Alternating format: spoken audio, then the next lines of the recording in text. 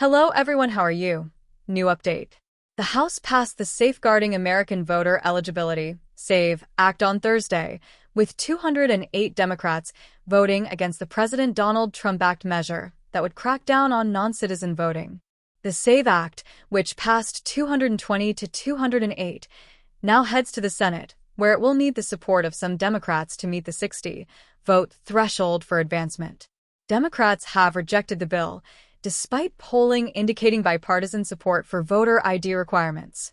A Gallup poll released ahead of the 2024 election found that 84% of respondents favor requiring a photo ID to vote, and 83% support requiring proof of citizenship when registering to vote for the first time. If passed in the Senate and signed into law by Trump, the SAVE Act by Representative Chip Roy, Republican Texas, would require voters to obtain proof of citizenship in person before they register for a federal election, and it would remove non-citizens from voter rolls. After 4 years of mass illegal immigration facilitated by the Biden administration, it is more important now than ever to ensure only American citizens are voting in American elections.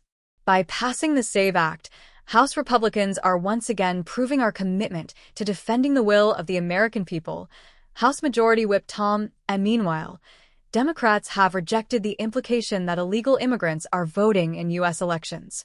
19 Democratic-led states and Democratic leaders sued the Trump administration's election integrity executive order requiring proof of citizenship to vote in American elections.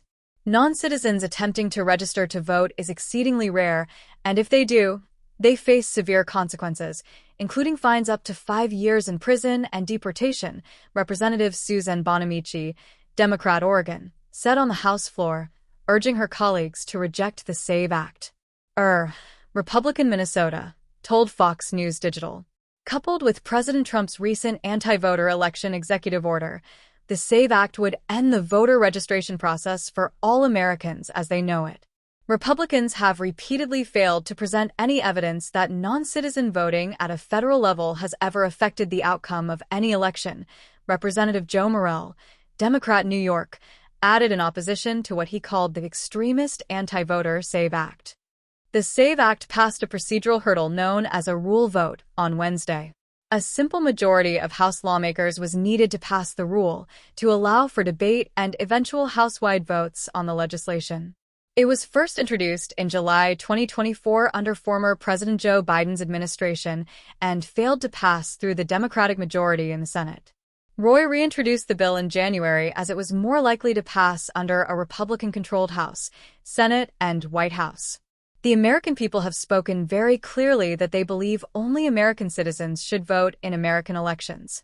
There's nothing controversial about that, Roy said on the House floor ahead of the votes. This legislation is designed to restore that faith, to save our elections, to save election integrity. I'm proud to have worked on this bill with my friend, the chairman, with my colleagues on this side of the aisle, and I would note that 5 of my Democrat colleagues joined us last summer to vote for this bill. Hardly a partisan exercise to say that we should protect the elections of the American people, he added.